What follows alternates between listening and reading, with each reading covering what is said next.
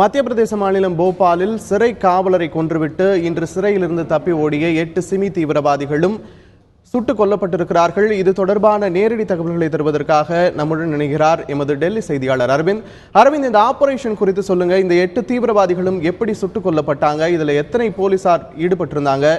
இது குறித்த விரிவான தகவல்களை சொல்லுங்க அரவிந்த். இன்று காலை போபால் மத்திய சிறையிலிருந்து தடை செய்யப்பட்ட சிமி பயங்கரவாத அமைப்பை சேர்ந்த 8 பயங்கரவாதிகள் தப்பித்திருந்தனர். தப்பிப்பதற்கு முன்பாக சிறையின் காவலாளி ராம்சங்கரின் கழுத்தை அறுத்து கொன்றுவிட்டு மேலும் பெட்ஷீட்களை பயன்படுத்தி சிறையின் சுவற்றை தாண்டி குதித்து இவர்கள் தப்பித்திருந்ததாக தகவல் வெளியாகியிருந்தது. தப்பித்த 8 பேருமே மிகவும் ஒரு அபாயகரமான மனிதர்களின் பட்டியலில் இருப்பதால் இவர்களை உடனடியாக பிடிப்பதற்கான அனைத்து முயற்சிகளையும் மத்திய பாதுகாப்பு துறையினரும் அதேபோல மத்திய பிரதேச காவல்துறையினரும் முழுவீச்சில் ஈடுபட்டு வந்தனர். குறிப்பாக தற்போது இந்த 8 தீவிரவாதிகளும் இந்த 8 பயங்கரவாதிகளுமே போபாலிலிருந்து சிறிது கிலோமீட்டர் தொலைவில் இருக்கும் ஒரு வில்லேஜ் ஊர்ப்புறத்தில் இருக்கும் எய்டன்காட் என்ற ஊரில் இந்த 8 பயங்கரவாதிகளும் இன்று சற்று நேரத்துக்கு முன்பாக மடக்கி வைத்துள்ளனர். அவர்களை பிடிக்க முயற்பட்ட போது அவர்கள் தப்பிப்பதற்கான முயற்சியில் ஈடுபட்டதாகவும் அவர்கள் காவல்துறையினர் மீது தாக்கல் சம்பவத்தில் மறு தாக்குதலில் ஈடுபட்ட முயன்றதாகவும் எனவே அவர்களை என்கவுண்டரில் செய்து 8 நபர்களையும் கொன்றுவிட்டதாக தற்போது வெளியாகியுள்ளது. தற்போது மத்திய பிரதேச காவல்துறையினர் தான் இதில் ஈடுபட்டார்களா, அதே போல டெல்லியிலிருந்து அனுப்பப்பட்ட ஸ்பெஷல் செல், அதாவது இது போன்ற ஆன்டி டெரர் தீவிரவாத தடுப்பு குழு, அதே போல ஸ்பெஷல் செல் சிறப்பு புலனாய்வு அமைப்பினர் இந்த என்கவுண்டரில் ஈடுபட்டார்களா என்பது தகவல் தற்போது வெளியாகவில்லை. ஆனால் அந்த 8 பயங்கரவாதிகளும் தற்போது போபாலிலிருந்து சிறிது தொலைவில் இருக்கும் எய்டன்காட் என்ற ஊரில் அந்த 8 நபர்களும் தற்போது சுட்டுக் கொல்லப்பட்டிருப்பதாக தகவல் வெளியாகியுள்ளது.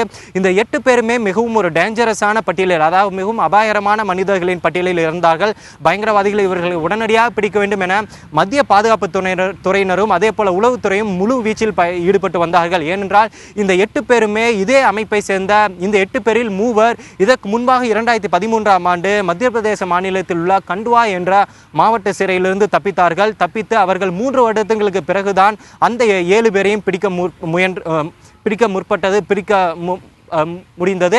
அந்த 7 நபர்களில் அந்த 3 வருடங்களில் அவர்கள் பல்வேறு தீவிரவாத தாக்கல் சம்பவங்களிலும் சில வங்கி கொள்ளைகளிலும் அவர்கள் ஈடுபட்டிருந்தனர். எனவே இந்த 8 நபர்களும் மிகவும் அபாயகரமான மனிதர்கள், இவர்களை உடனடியாக பிடிக்க வேண்டும் என மத்திய பாதுகாப்பு துறையினரும் அதே போல மத்திய உளவுத்துறையினரும் மிகவும் அதிகப்படியான முயற்சியை முன்னெடுத்து வந்தார்கள். தற்போது இந்த 8 நபர்களும் மத்திய பிரதேச மாநிலத்தில் உள்ள போபாலிலிருந்து சிறு தொலைவில் உள்ள எய்டன்காட் என்ற ஊரில் சுட்டுக் கொல்லப்பட்டிருப்பதாக தகவல் வெளியாகியுள்ளது. அரவிந்த், இந்த 8 பேரையுமே சுட்டுக் கொல்லும் போது அவங்க பதில் தாக்குதல் நடத்தியதா சொன்னீங்க. அவங்க கையில ஆயுதங்கள் இருந்ததா? ஆயுதங்கள் ஏதேனும் பறிமுதல் செய்யப்பட்டிருக்கா? இல்ல இவங்களுக்கு வெளியில இருந்து யாரேனும் உதவி செஞ்சிருக்காங்களா? இது குறித்த தகவல் இருக்கா அரவிந்த்? இவர்கள் தப்பித்த விதம் குறித்த உளவுத்துறை மிகவும் பல்வேறு சந்தேகங்களை முன்வைத்திருந்தது. ஏனென்றால் இது மிகவும் ஒரு சரியான திட்டமிடப்பட்டு இவர்கள் தப்பித்துள்ளார்கள். ஏனென்றால் அந்த 2:30 மணி முதல் 3:30 மணி வரை மத்திய பிரதேசத்தில் உள்ள போபாலில் உள்ள மத்திய சிறையிலிருந்து அந்த சேஞ்ச் ஆஃப் டியூட்டி எனப்படும் காவலர்களின் தங்கள் பணிகளை மாற்றிக்கொள்ளும் நேரம் அது. சரியாக அந்த நேரத்தை பயன்படுத்தி ஒரே ஒரு காவலர் இருக்கும் அந்த இடத்தை அந்த காவலர் ராம்சங்கரின் கழுத்தை அறுத்து கொன்றுவிட்டு இவர்கள் மிகவும் திட்டமிட்டு அந்த பெட்ஷீட்களை பயன்படுத்தி இவர்கள் தப்பித்துள்ளனர். எனவே இவர்களுடைய திட்டம் முன்பிருந்தே திட்டமிடப்பட்டிருப்பதாகத்தான் உளவுத்துறை சந்தேகித்து கொண்டிருந்தது. எனவே இவர்கள் உடனடியாக வெளியேறிவிட்டு அந்த இடத்திலிருந்து தப்பிட்டு விட்டு சரியாக அந்த எய்டன்காட் போபாலிலிருந்து சிறிது தூரத்தில் தான் அந்த ஊர் இருக்கிறது. அந்த ஊரில் இவர்கள் பதுங்கி இருந்திருக்கிறார்கள்.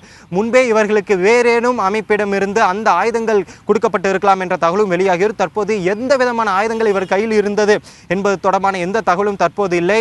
ஆனால் இவர்கள் காவல்துறையினர் மீது தாக்கல் நடத்த முற்பட்ட போதுதான் காவல்துறை இவர்களை சுட்டுக் கொன்றதாக தகவல் வெளியாகியுள்ளது.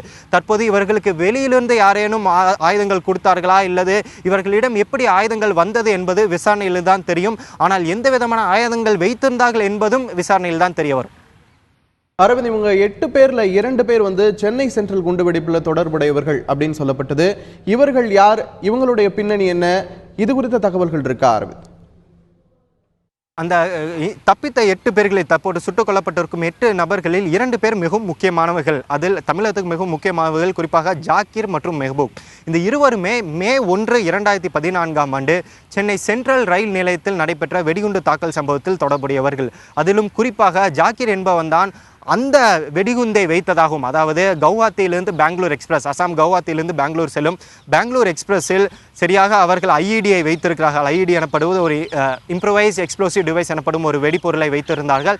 அவர்கள் சரியாக 5 மணி நேரத்தில் அந்த ஐஇடி வெடிப்பதற்கான அவர்கள் திட்டமிட்டிருந்தார்கள். ஆனால் ட்ரெயின், அதாவது ரயில் சிறிது தாமதமாக வந்ததால் அந்த வெடி சம்பவமானது, அந்த வெடிகுண்டானது சென்னை ரயில்வே நிலையத்திலேயே வெடித்தது. இதில் ஒருவரும் இறந்தார்கள்.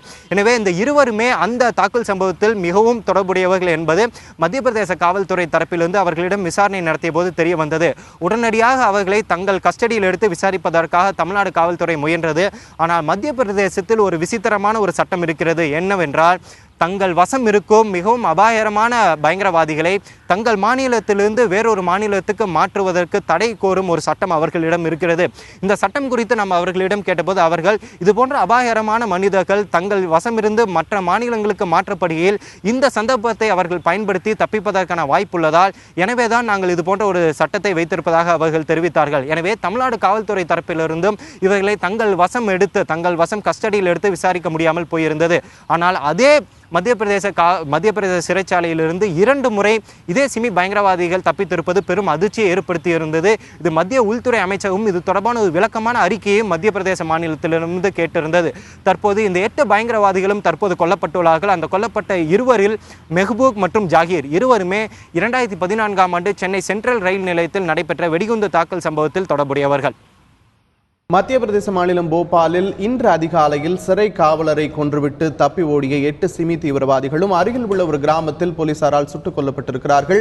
அதில் இருவர் சென்னை சென்ட்ரல் குண்டுவெடிப்பில் தொடர்புடையவர்கள் என்பதும் குறிப்பிடத்தக்கது. இது குறித்த நேரடி தகவல்களை எல்லாம் நாம் பார்த்தோம்.